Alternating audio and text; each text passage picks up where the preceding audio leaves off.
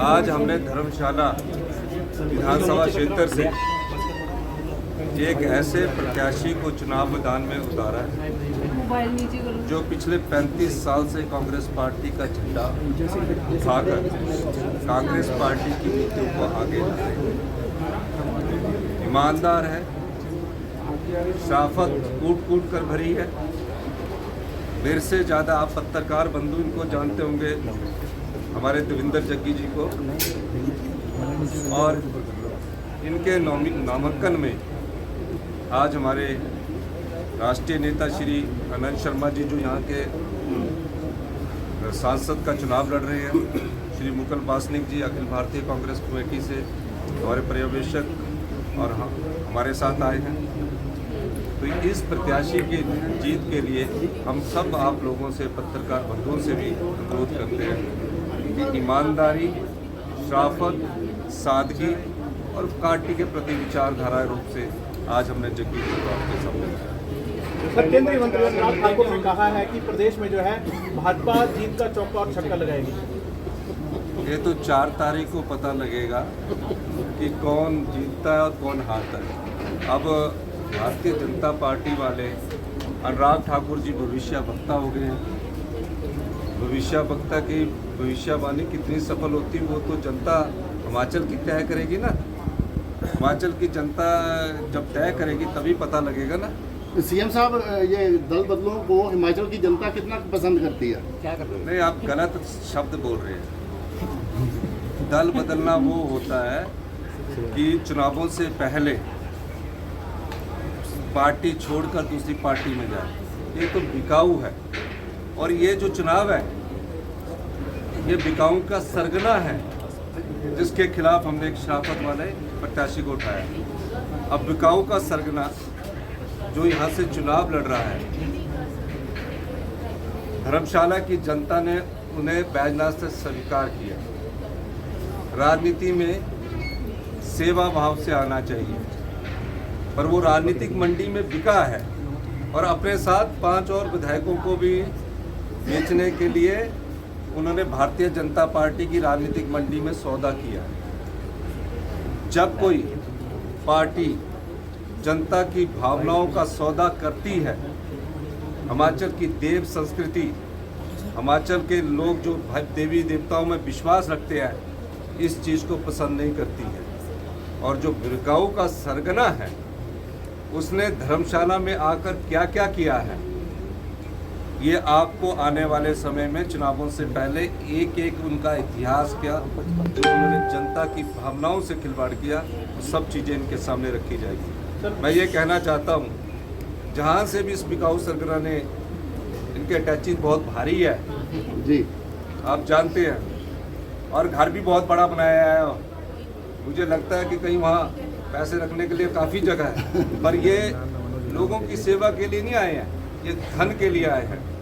ऐसे व्यक्ति को धर्मशाला की बुद्धिजीवी जनता सबक सिखाएगी, और हमारे पास जो तथ्य आ रहे हैं वो बड़े ही चौंकाने वाले तथ्य इस क्षेत्र के जो बिकाऊ विधायक के सरगना है उसके बारे में। आपने कई बार कहा जांच चल रही है कि विधानसभा के बाहर हीरे की पोटली पहुंचा करके विधायकों की खरीद फरोख्त करने की कोशिश की गई। हीरो की पोटली का भी पता चला, ये आपने ठीक मेरे ध्यान में लाया है जी। अब सबसे बड़ा जो विक्रेता था वो तो इस क्षेत्र का, विधानसभा क्षेत्र का, जो कांग्रेस पार्टी के हाथ के चुनाव निशान पर चुनकर गया हुआ था। पार्टी को बार बार धोखा दिया, बाई इलेक्शन आया तब धोखा दिया, लोकसभा के चुनाव में आया तब धोखा दिया, और लोकसभा में चुनाव में जो इनका इंचार्ज बने हैं, जो यहाँ भारतीय जनता पार्टी के, उनको ज़्यादा पता है कि किस प्रकार बेचारे, वो तो घूमने गए हुए थे, उनको बुलाया गया और उनको पिछले लोकसभा का चुनाव लड़ाया गया जो कांग्रेस पार्टी से प्रत्याशी बने थे। तो ये जो आजकल, पहले बोलते नहीं थे, 20 साल में सुना, मैंने उनको बोलना तो सिखाया भी, अभी बोलने तो लगे हैं। लेकिन मैं ये कहना चाहता हूँ, जल्दी ही ऐसे लोगों के खिलाफ जो भ्रष्टाचार में लिप्त लोग हैं, जिन्होंने अपने आप को राजनीतिक मंडी में बेचा है, हम भारतीय जनता पार्टी की इस नीति के खिलाफ जनता की अदालत में जा रहे हैं। हमने जनता से अनुरोध किया, हमारे पास पैसा नहीं है। हमने कहा है लोकतंत्र की ताकत जनबल है। अब 1 जून को हिमाचल की जनता ये तय करेगी जनबल जीतेगा या धनबल हारेगा। सर सीएम के साथ साथ डायरेक्टर भी बन गए हैं, आप कह रहे हैं कि दूसरी जो भाग है वो बाद में आएगा, इसके लिए कुछ बोलना नहीं, वो मैं अभी रैली में भी बोलने के लिए जोश इस बात को दर्शाता है कि भारतीय राष्ट्रीय कांग्रेस के कार्यकर्ता पदाधिकारी बहादुरी और हिम्मत से इस मैदान में है, रण में है। ये समय आ गया है आज कुछ बातें कहने का, कुछ बातें बताने का, कुछ सवाल करने का। मैंने कुछ दिन पहले बड़े विस्तार से यहाँ नामांकन पत्र के दिन बातें की थी। आप में से बहुत लोग मौजूद होंगे, बहुत नहीं। ये चुनाव बड़ा चुनाव है, हिंदुस्तान का लोकसभा का चुनाव है, इसलिए भी बड़ा है। 100 करोड़ मतदाता वोट डालेंगे। अगर आप दुनिया को देखें, यूरोप और अमेरिका की आबादी मिलाकर उससे भी 20 करोड़ ज्यादा मतदाता मैदान में है। मत डालेंगे, जनादेश देंगे। पूरी दुनिया की निगाह भारत के चुनाव पर है, ये याद रखिए। इस साल दुनिया के कई बड़े देशों में चुनाव है। हिंदुस्तान के चुनाव को क्यों दुनिया देख रही है कि भारत क्या रास्ता लेगा, कौन सा मार्ग अपनाएगा, कौन सी विचारधारा, किस दल की कौन सी नीति आने वाले समय में इस देश की रूपरेखा बनाएगी, इस देश को आगे लेकर चलेगी, आपके और हमारे बच्चों का, बेटे बेटियों का भविष्य संवारेगी।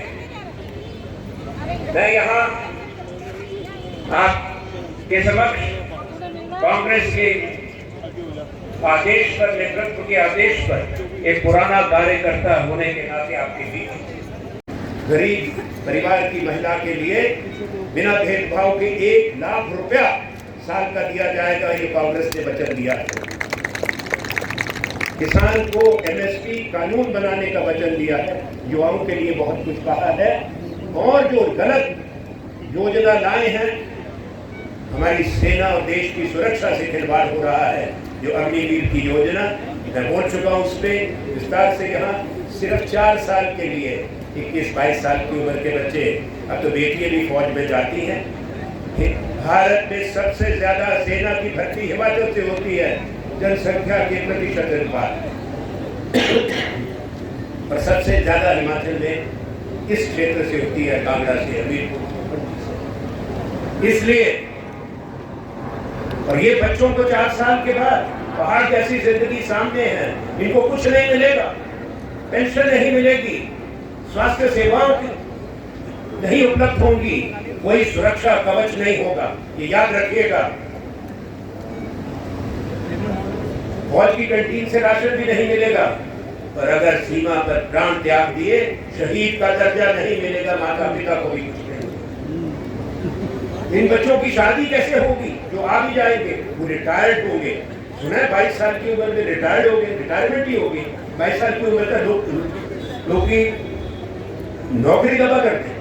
22 साल से रिटायर होके वापस घर में जाना, 11 लाख रुपया दिया करते, 5.5 लाख तनख्वाह तो घटी है, उन्हीं के वेतन से काट दी। तो सोचिए, उसको हमने फैसला किया है। हमारा पहला फैसला होगा अग्निवीर को खारिज कर देंगे, वही पुरानी भर्ती, वही पुरानी बहुत कह दिया। मुख्यमंत्री जी को कहना था, मैंने कहा था कम बोलूंगा, फिर ज्यादा बोल गया। बहुत बहुत धन्यवाद। जय हिंद, जय हिमाचल। में तो माननीय मुख्यमंत्री जी बड़ी अच्छी तरह से बता देंगे, लेकिन जिन लोगों ने धर्मशाला के लोगों के साथ विश्वासघात किया है, हिमाचल की संस्कृति को दागदार किया है, उनको हम लोग छोड़ने वाले नहीं हैं। हम लोग धर्मशाला में जो बाई इलेक्शन हो जा रहा है, धर्मशाला के लोग विकास की तरफ जाएंगे और हिमाचल सरकार को मजबूत करेंगे। अभी 3.5 वर्ष सरकार की ओर है, और जो धर्मशाला में हमारे रुके हुए कार्य हैं उनको हमने आगे बढ़ाना है। हमारे जो पूर्व के यहाँ के एमएलए रहे हैं, जिन्होंने सिर्फ अपना ही ध्यान रखा है, पिछले 14 महीने से जो लोग धर्मशाला के किसी भी व्यक्ति से नहीं मिले, और जब धर्मशाला के लोग उनके पास मिलने गए तो उन्होंने अपने घर के दरवाजे बंद रखे। लेकिन हमारा जो विकास का मुद्दा है धर्मशाला के लिए, उसमें मैं कुछ बातें कहना चाहूंगा। माननीय मुख्यमंत्री जी, जो सेंट्रल यूनिवर्सिटी की बात है उसका हम शीघ्र ही पैसा जमा करवा के उस कार्य को शीघ्र करेंगे। जैसे ही इलेक्शन खत्म होते हैं जून महीने में माननीय मुख्यमंत्री जी उसके पैसे जमा करवा के काम शुरू करवाएंगे। IT पार्क का यहाँ पे काम शुरू चला हुआ, उसको हम तेज रफ्तार देंगे। धर्मशाला में हमने कहा था कि शहीदों के नाम पे जितने शहरों के चौक हैं उनका नाम शहीदों के नाम रखा जाएगा। आपके दाढ़ी चौक का जो नाम है बाईपास का, उसका नाम हमने शहीद दुर्गामल दास बहादुर जी के नाम पे रखने का घोषणा की थी। लेकिन पूरा विधायक ने बिना बजट के, बिना किसी के वहां पे एक लुंगड़ू खड़ा करके लुंगड़ू चौक उसका नाम रख दिया। ये शहीदों के साथ अपमान किया गया। मेरा ये मानना है जैसे ही यहाँ के इलेक्शन होंगे, धर्मशाला के जितने भी चौक हैं वो हमारे शहीदों के नाम रखे जाएंगे। और कैप्टन हमारे राम सिंह ठाकुर जी की स्टैचू जो है वो हम लोग धर्मशाला में लगवाएंगे। साथ में ओबीसी भवन जो 2014 से बनना शुरू हुआ, आज तक नहीं बना, उसका कार्य हम बिल्कुल बहुत शीघ्र शुरू करवाएंगे। एक मेरा माननीय मुख्यमंत्री जी से एक अनुरोध भी रहेगा कि ओबीसी सर्टिफिकेट के लिए, जैसे मैं गांव में जा रहा हूं और लोगों से ये समस्याएं सुनने को मिल रही हैं कि ओबीसी सर्टिफिकेट जो है वो 1 साल के बाद रिन्यू करवाना पड़ता है, क्योंकि उसमें इनकम का क्राइटेरिया साथ में होता है। लेकिन कुछ प्रदेशों में यह प्रावधान है, जो क्रीमी लेयर में हैं उनको तो जाति संबंधित सर्टिफिकेट बनाएंगे, उनको तो परमानेंट किया जाए, और जो 1 साल का प्रावधान रखा है उसको 3 साल तक कर दिया जाए। ये हम लोग माननीय मुख्यमंत्री जी से इनको पेंशन नहीं देंगे। हम पहली कैबिनेट में इनको पेंशन देंगे और पहली कैबिनेट में 1,36,000 सरकारी कर्मचारी और अधिकारियों को पेंशन मिलना शुरू होगी। 9,000 कर्मचारी ऐसे हैं। एक परिवार के बुजुर्ग को तो बुजुर्ग आश्रम में छोड़ दिया गया क्योंकि उसको 2700 रुपया पेंशन मिलती थी। जब पता लगा परिवार के लोगों को कि इसकी पेंशन बढ़कर 37,000 रुपये हो गई है, परिवार के सदस्यों ने उनको अपने घर में, अपने परिवार में घुसा दिया। तो ये पीड़ा, ये संवेदनशीलता एक आम आदमी में ही हो सकती है। एक आम आदमी के परिवार से निकला व्यक्ति जो सीढ़ी दर सीढ़ी कांग्रेस पार्टी में 40 साल से कार्य कर रहा था, उस महान कांग्रेस में पार्टी ने श्री राहुल गांधी जी के आशीर्वाद से, मुझे श्री श्रीमती सोनिया गांधी जी के आशीर्वाद से जब मुझे मुख्यमंत्री बनने का मौका मिला, तो वो मुख्यमंत्री के मन में ये पीड़ा थी, इसलिए मैंने आपको ये ओल्ड पेंशन स्कीम दी। 4 महीने बीते, प्रदेश की सबसे बड़ी त्रासदी का हिमाचल प्रदेश ने सामना किया। इतिहास में ऐसी त्रासदी आप लोगों ने कभी नहीं देखी। आजादी के बाद की सबसे भयंकर तबाही हिमाचल प्रदेश में हुई। हजारों घर भागे, हजारों पशुशालाएं उजड़ गई, हजारों पशु भागे, पूरा प्रदेश का जनजीवन अस्त व्यस्त हो गया। सड़कें टूट गई, पीने के पानी की योजनाएं बह गई, बिजली गुल थी। पूरा कुल्लू जिला 7 जुलाई को अंधकार में आ गया, पानी पीने के लिए नहीं रहा। मैं 3 दिन अपने मंत्रिमंडल के सदस्यों के साथ वहां, पूरे देश से मुझे फोन आ रहे थे कि 75,000 पर्यटक फंसे हुए हैं, हमारी परिवार की सुरक्षा कीजिए, पता नहीं वो जिंदे हैं या जिंदा नहीं भी है। 15,000 गाड़ियां फंसी रही। हमने उस आपदा का युद्ध की तरह सामना किया और 75,000 पर्यटकों को और उनकी 15,000 गाड़ियों को टेम्परेरी तौर पर सड़कों को दुरुस्त करवाकर 48 घंटे के बीच पूरे उनके घर में सुरक्षित पहुंचाया।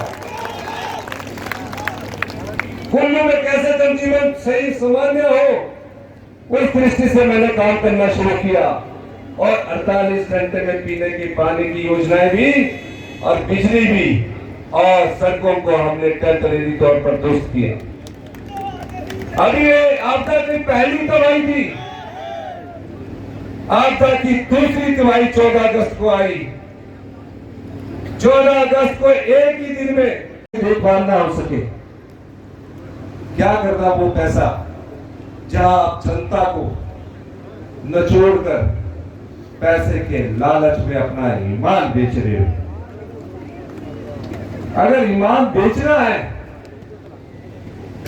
तो भी जनता के नोट से जब चुनकर आते हैं तो अपने जनता की भावनाओं को बेचा है। ऐसे विधायक को हम माफ करेंगे? हाथ खड़ा करके बताइए सारे, चलो दोनों हाथ खड़ा करके दिखाइए।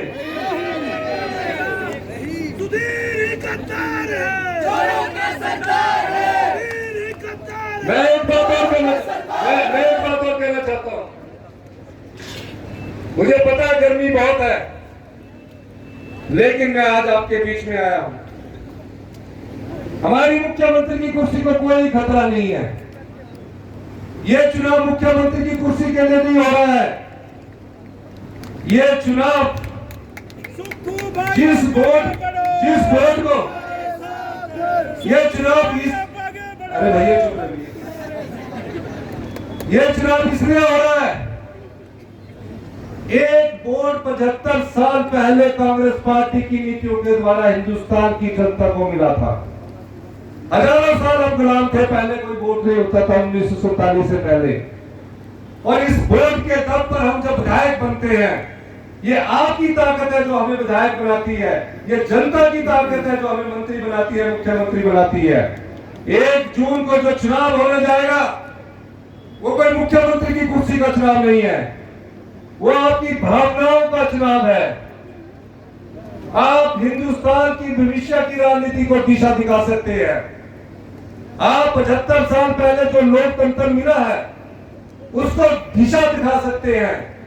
और इस दिशा में अगर आप उन्होंने हमारी एक राज्यसभा की सीट चुराई है, अगर आप 4 लोकसभा की सीटें और 6 विधानसभा की सीटें जिताकर अगर आप भेजोगे तो पूरे हिंदुस्तान में एक मैसेज आएगा कि जो लोग नोट के दम से सत्ता प्राप्त नहीं कर सकते, अगर वोट के दम से सत्ता की कुर्सी हथियाना चाहते हैं तो जनता उसका ये हाल करेगी।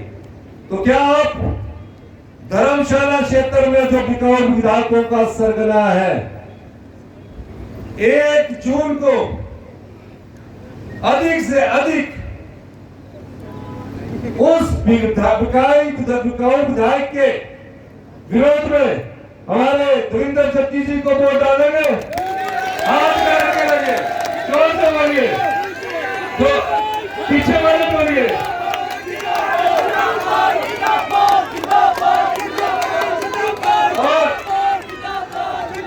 और लोकसभा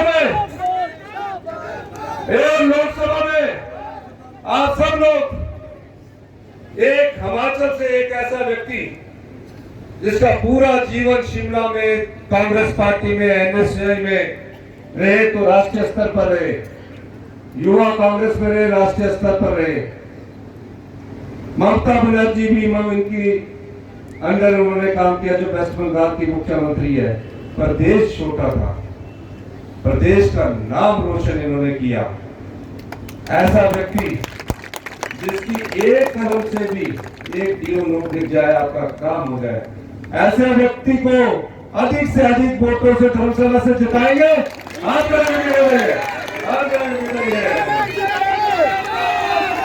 अंत में मैं आपको ये कहना चाहता हूं,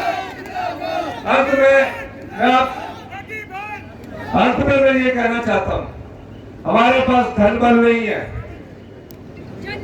साढ़े वाल पैसा नहीं है, मिंजो बड़े आदमी 15 महीने हुए। 15 महीने में मैंने आम लोगों तक आपका प्यार प्राप्त करने की कोशिश की है। मैं गरीब का दर्द जानता हूं। आप आम परिवार से निकला हूं, आपकी पीड़ा जानता हूं। 3.5 साल हमारी सरकार के और है, और 3.5 साल में मैं ये कहना चाहता हूं जबकि एक विधायक होगा, असली में विधायक मैं आपका धर्मशाला क्षेत्र का हूं। और ये भी कहना चाहता हूं, जितने भी ये भ्रष्टाचारी हैं जो राजनीतिक मंडी में बिके हैं, कितनी भू माफिया के तौर पर काम किया है, मजबूत हो। इसलिए हमने पहली बार दूध का मूल्य, हिंदुस्तान में पहली हिमाचल प्रदेश की सरकार बनी जिसने दूध का मूल्य 45 रुपए किलो गाय का, 55 रुपए किलो भैंस का घोषित किया। मगर सील करवाकर दाते के समय चलती है, पोते के समय पूरी होती है। मैंने उन आम परिवारों के लिए, किसान परिवारों के लिए राजस्व कानून बदल दिया। पहले आप पटवारी के पीछे घूमते थे, आजकल पटवारी साहब आपको फोन करके आपके जो इंतकाल 10 साल में होते थे उसको पूरा किया।